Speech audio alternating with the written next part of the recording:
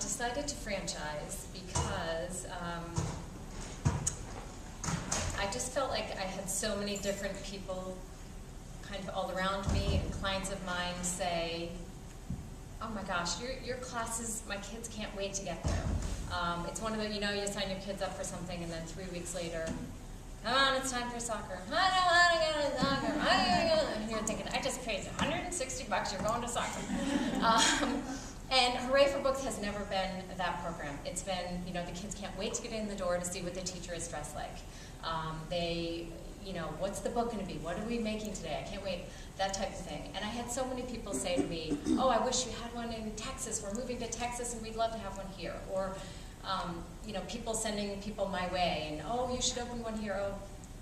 And I started really thinking about, over the years of doing Hooray for Books, I started a group called In Hopkinton by Women.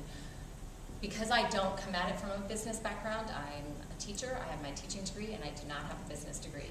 But I'm always one of those people that goes out of their way to help other people. And so I started this networking group to kind of help other people if they were thinking of going into business. I reinvented that wheel 2,000 times over, and I thought if I can help someone else not to reinvent the wheel, all the better. And then the whole kind of idea of franchising, and I know there's a lot of misconceptions about franchising. You think, Duncan, all those brands she had up there. I started thinking about how could I create a franchise that was friendly to a mom or someone who maybe was in corporate life beforehand but didn't see 7 to 7 as fitting into their life anymore. Someone who thought, gosh, I'm at a point in my career where I want to do something that feels good, like I'm giving back, like I'm having an impact every day. And I do get that. I get emails from parents all the time that, Susie was reading a book, she was reading it pretending to be Miss Murphy or Mrs. Sweetapple or whatever the teacher was, reading with all the enthusiasm that you do.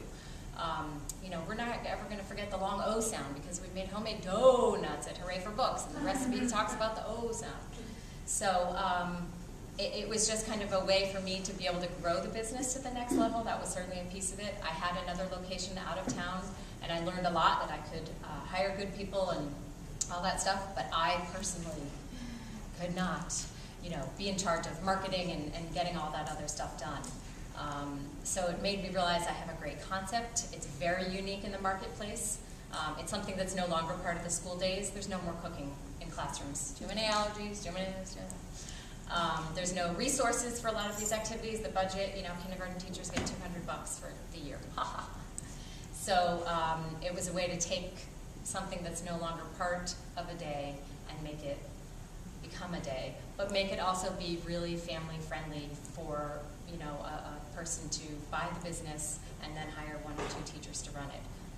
They get all the lesson plans, they get all the recipes, they get me for telling them all the things that they can do. So it's kind of like they get the recipe and they just have to make sure they don't burn the cake. It's just for me it was a way to take it to the next level and have other people have a family-friendly business that made sense for their lives too. What if you want to comment about what the market is like for starting a company now? I mean, obviously the economy's getting better, we hope, we pray, but Carrie, maybe just quickly you from your perspective on just starting right now, and then Marie from you were saying you're expanding, so, or changing the model. Our time